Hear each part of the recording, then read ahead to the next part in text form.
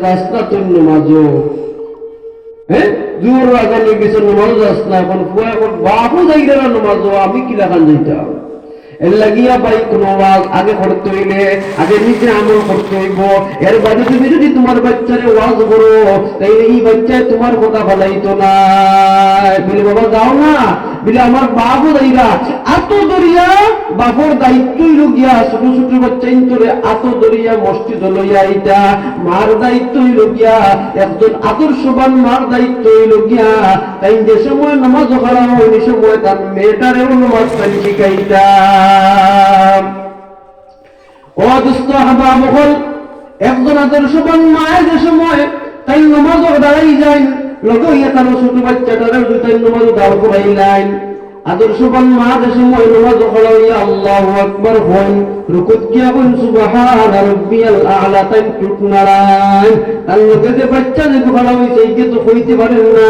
কিন্তু বাচ্চা তার মার দেখা দেখি টুট নারায় বাচ্চা মার মুখে দিছা মা কিতা কই এখন বাচ্চা তো পুরা কইতে পারতো না এর বাদে মার মুখে দিছাইয়া তাইও এমনি এমনি টুট নারায় আল্লাহর হাবিবে ফরমায় এই সময় বাচ্চা যে টুট নাড়াইছে মা যে কথাটা কইছেন আল্লাহর যে প্রশংসা যেটা করছেন বাচ্চাটার প্রশংসা আর মার প্রশংসা এবং বাচ্চার প্রশংসা এক হয়ে যায় আল্লাহ রাব্বুল আলামিন কয় এই মা কিতা কোন বিলে মা কোন সুবহান রাব্বিয়াল আ'লা আল্লাহ ফরমায় তুমি তো দরিয়া নেও বাচ্চাটাও কয় সুবহান রাব্বিয়াল আ'লা সওয়াব খানো যাইতো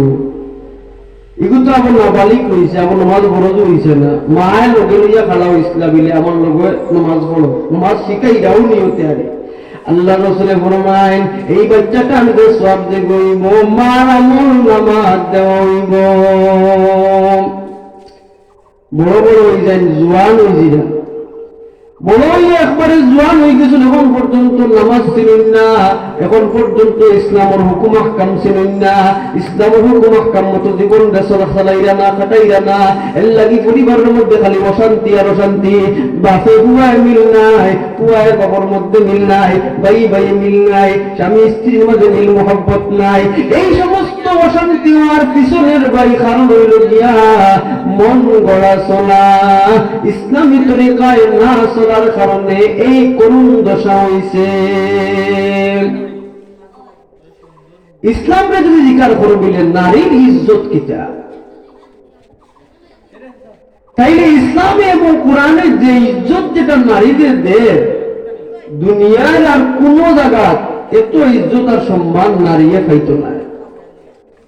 এখন আমি কোরআন তালাশ করি না হাদিস তালাশ করি না আমার মনে যে লাগান চাই আমি ওলা খান চলি রে ভাই তাইলে তুমি ইজ্জতি বলতে পারতাই নাই তুমি সম্মানী বলতে পারতাই নাই সবকিছুর নিয়ম খান আছে ছোট বাচ্চা মায়ের যে সময় ছোট বাচ্চাটারে পাইলেইছ এখন মাল লাগি দায়িত্ব হইল গিয়া বাচ্চাটারে আস্তে আস্তে লালন পালন করিয়া বড় করা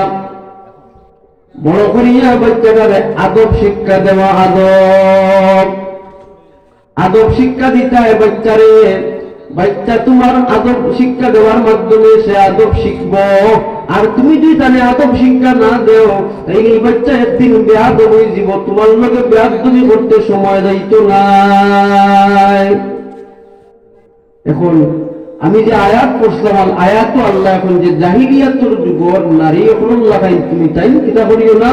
চলাফেরা করিও না কারণ ফি বুয়ুতিকুন্না ওয়ালা তাবাররাজনা তাবাররুজাল জাহিলিয়াতিল উলা وَأَقِمْنَا الصَّلَاةَ وَآتِينَا الزَّكَاةَ وَأَطِعْنَا اللَّهَ وَرَسُولَهُ إِنَّمَا يُرِيدُ اللَّهُ لِيُذْهِبَ عَنكُمُ الرِّجْسَ أَهْلَ الْبَيْتِ وَيُطَهِّرَكُمْ تَطْهِيرًا আল্লাহ ফরমায় জাহিলিয়াতের যুগের নারীদের মতো তুমি চলাফেরা করিও না আর আল্লাহ এবং আল্লাহর রাসূলের পত্রে অনুসরণ